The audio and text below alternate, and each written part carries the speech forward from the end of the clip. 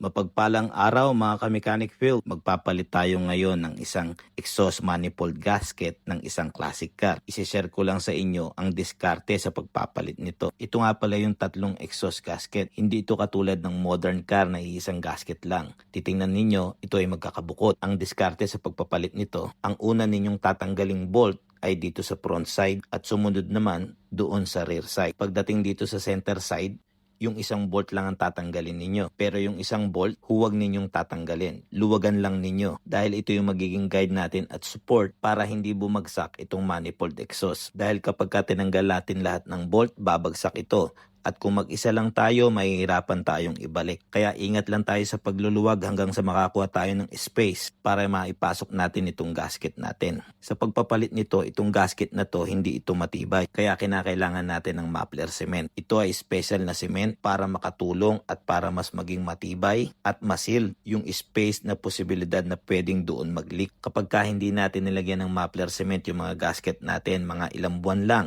maglilik ulit itong exhaust natin. Kaya para siguraduhan ang trabaho, lagyan natin yung gasket natin. Pahira natin yung gasket natin, harap at likod. Ganun lang ang paglalagay nito. Tapos dahan-dahan sa pagsingit doon sa space dito sa in-between ng exhaust manifold. Kapag nalagyan na natin, ipasok na natin yung gasket natin. Tapos sabay-sabay nating lagay yung bolt at sabay-sabay din nating higpitan.